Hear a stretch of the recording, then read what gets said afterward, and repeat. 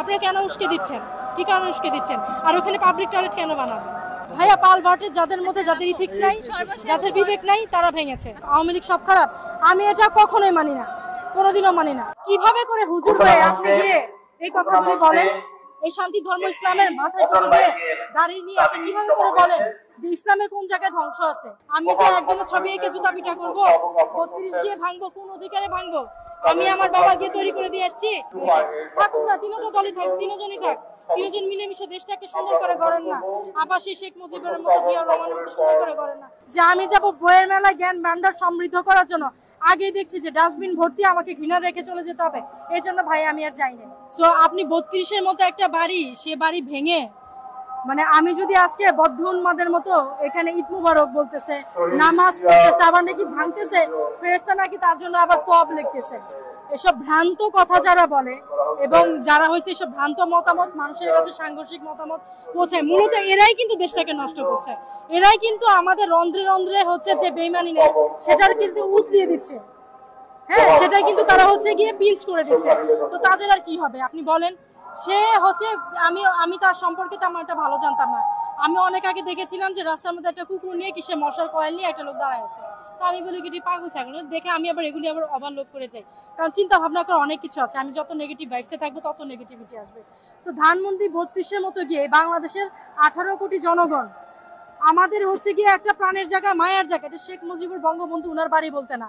আমি ছোটবেলা থেকে আমি কালচারাল লাইনে যতটুকু যা করেছি, ওখানে গিয়ে ফুল দিয়েছি, ওখানে গিয়ে হচ্ছে একটা মানুষ মুক্তিযুদ্ধের জন্য কিভাবে ডাক দিয়েছে সমস্ত কিছু আমরা জেনেছি। সেখানে গিয়ে ভাঙচুরের যদি কেউ মানে কেউ পক্ষপাতিত্ব করে, তার কি হওয়া উচিত? ওটা তো একটা সরকারি সম্পত্তি, কেন আমরা ওভাবে করে দেখবো যে ওটা বঙ্গবন্ধু শেখ মুজিবুর ওনার নিজের বাড়ি? ওটা তো আমাদের দেশের সম্পত্তি। বঙ্গবন্ধু উনি তো আমাদের সবার আইডল, সবার আইডল না? আপনি পার্সোনালি কেন, মানে একজনের খারাপ, আমি কি খারাপ না আপনি খারাপ না, আমাদের কি আমাদের কারোর মধ্যে কি ন্যাশনালিটি নেই? আমরা সেটা নিয়ে কেন যাব? এই যে বীরঙ্গনাদের যখন নাম বলা হয়েছে, উনি কি বলেছে যে তাদের পিতার জায়গায় আমার নাম লিখে দাও। আপনি কি পারবো আজকে একটা মেয়েকে রেপ করুক, আমি আমার বাবার নামটা কি বসাতে দিব? আপনি দিবেন? আর কেউ দিবে না। উনি তো বলেছে। তো সেই দিক থেকে যদি আমরা বলি, আমি ওটা ভাঙার কে? 71-এ উনি ডাক দিয়েছিলেন, ওনার সাথে শেখ মুজিবের সাথে জিয়াউর রহমানও ছিলেন। তো আমরা কিসের জন্য? সেই হিসেবে যদি কাফি ওনার বাড়িঘর যদি কে ভেঙেছে আমি জানি না, বা উনি নিজেই নাকি দেখলাম অনেক নাটকবাজ, আর উনি যে হারে মহিলাদের সাথে ছবি তোলে। আমি তো এবার হচ্ছে বইমেলা বয়কট করেছি আগেই, প্রত্যেক বছর বইমেলা যে ওটা আমার একটা প্রাণের জায়গা ছিল। এবার প্রথমে যখন মানে দেখলাম ফেসবুকে যে আমি যাব বইয়ের মেলায় জ্ঞান ভান্ডার সমৃদ্ধ করার জন্য, আগেই দেখছি যে ডাস্টবিন ভর্তি, আমাকে ঘৃণা রেখে চলে যেতে হবে, এই জন্য ভাই আমি আর যাই না। কারণ নেগেটিভিটির মধ্যে আমি না। আমি এই দেশে বড় হয়েছি, আপনার 19-16 বছর থাকতে, তার আগে আমাদের বেগম খালেদা ছিলেন, তার আগে এরশাদ সাহেব ছিলেন, তার আগে অনেকেই ছিলেন। আমি যখন থেকে জন্মগ্রহণ করেছি জানি না কারা কারা ছিল, এখন বড় হয়েছে, এখন মনে আছে 2-3 জনের কথা। তাদের এতটুকু ভালো হলেও তো আমার মধ্যে আছে নাকি?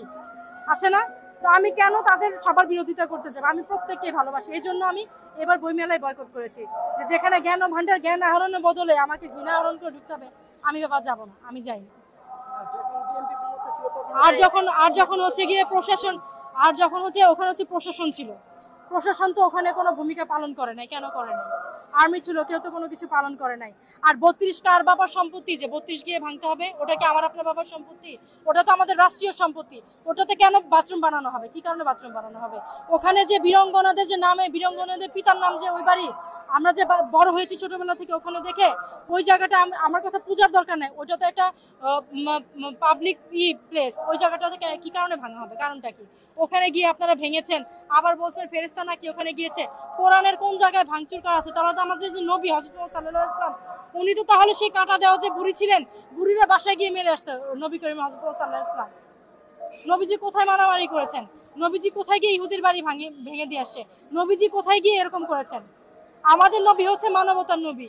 আমরা হুজুরকে অনেক ভালোবাসি। দেখেন, আমাদের দেশে যদি মাদ্রাসাগুলি না থাকতো, হুজুরা না থাকতো, আমাদের দেশে যেই পরিমাণ জলোচ্ছ্বাস হয়, আরো হাবিজাবি হয়, এই হুজুরা হাত তুলে দোয়া করে। আমরা এখনো কিছু হলে বাঙালি মুসলিমরা বিশ্বাস করি, যা এতিমখানায় গিয়ে টাকা পয়সা দেয়, হুজুর আসছে, হুজুরকে রোজার মাসে খাওয়াবো। আমরা কত ভালোবাসি। ইসলামের সাথে কি আমাদের কোনো বিরোধ আছে? কেন বিরোধ থাকবে? ইসলাম শান্তি ধর্ম। ইসলামে বাংলায় লেখা আছে, হে মানুষ, যে কোনো মানুষ, হিন্দু মুসলমান প্রত্যেকে কোরআন থেকে নিতে পারবে।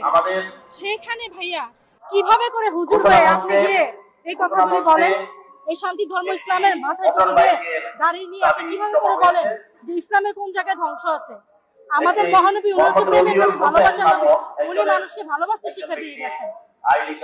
মানে আপনি কিভাবে করে আপনি ইসলাম প্রচার করতে যান, আলহামদুলিল্লাহ আপনার ব্যবহারে ইসলাম মানুষ গ্রহণ করবে। ইসলামকে জোর করে গ্রহণের ধর্ম, আমার ব্যবহার নবীজির ব্যবহারে নবীজির ব্যবহারে ইসলাম ইহুদিরা এখনো দেশ বিদেশে ইসলাম প্রচার হচ্ছে। কোথায় দেখেছেন? মারামারি কাটাকাটি করে ইসলাম প্রচার করছে, আর ওখানে ইসলাম প্রচার করা গিয়েছে। ওনারা মাতৃভূমিকে ভালোবাসতেন, মাতৃভূমিকে ভালোবাসা তো ইসলামেরই অঙ্গ। মাতৃভূমিকে ভালোবাসছেন বলেই তো শেখ মুজিবুর রহমান উনি ডাক দিয়েছিলেন। জিয়াউর রহমান উনি ছিলেন 18টা সেক্টরে 11টা সেক্টরে বাংলাদেশ বিভক্ত ছিল, 7 লক্ষ মানুষ মারা গিয়েছে। এগুলি কি ইসলামের অন্তর্ভুক্ত না?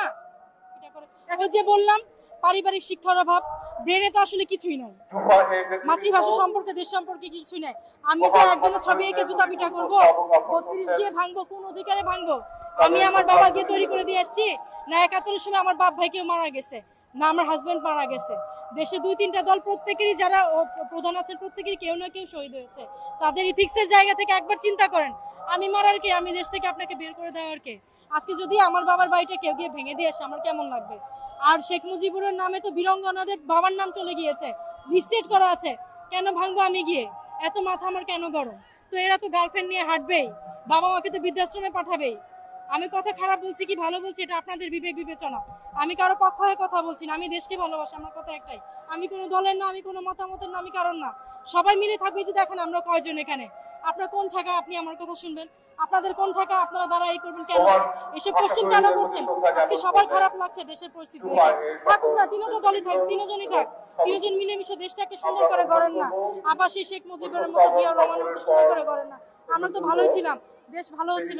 টুকটাক ঘুষখোরি এগুলি কম বেশি সবাই করে, এগুলিকে একটু মিনিমাইজ করেন না। সমস্যা কি? মিনিমাইজ করে সবাই নিজের মতো করে চলি না।